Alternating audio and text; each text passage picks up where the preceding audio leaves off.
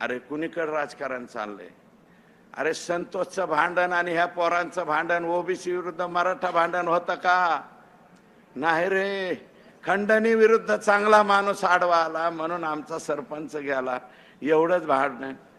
अरे धायगुडे बोलले बाबा, मी जास्त नाही बोलणार. परत आम्ही बोललो की म्हणते लगेच हे जातीवाद.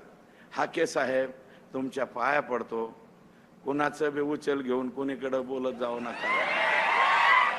आई शपथ तुम्हाला विनंती आहे. अजून ते तुम्हाला 500 मतं पडलेत का 5000 पडलेत साहेब? इथं माडा शेजारीच आहे, इथून पलीकडे.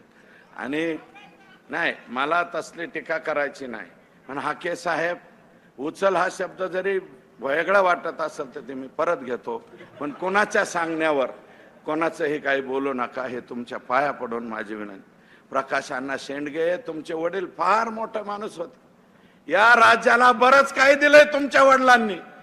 सतत दुग्ध विकास खातं खूप चांगलं चालवलं, शेळी पालनाचं मेंढी पालनाचं खूप काम केलं. आमच्या तिथं भाऊच्या धाक्यावरती सुद्धा शिवाजीराव शेंडग्यांनी खूप मोठं काम केलं. तुम्ही लोकसभेला उभे राहिले, तुम्हाला 8550 एवढेच मतं पडले. तुम्ही सुद्धा म्हणता संपूर्ण ओबीसी समाज धनंजय मुंडेंच्या मागे आहे.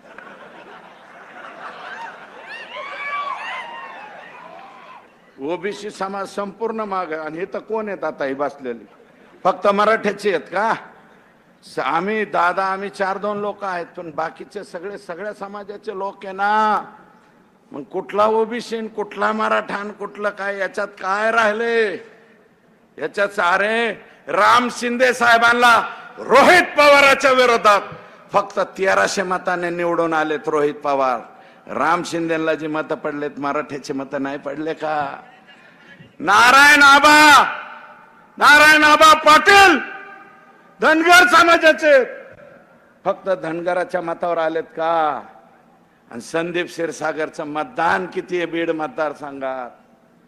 400 असेल, नाही तर 4000 असेल, नाही तर 2000 असेल.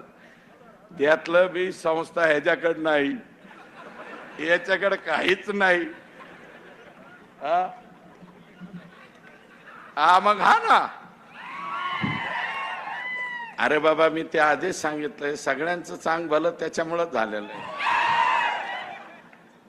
संदीप क्षीरसागर 1,00,000 काही हजार मतं पडतात, 2000 सुद्धा मतं तैलिक समाजाचे नाहीत.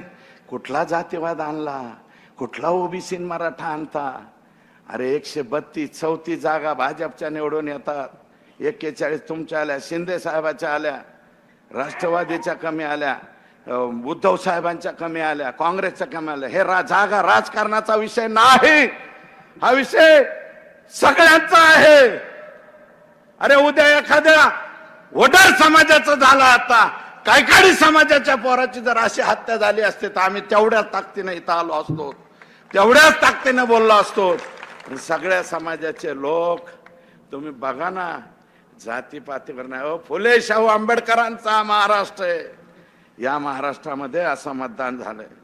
आणि हे कशाला हो धनगर, कशाला मराठा? सगळे आमचेच आहेत.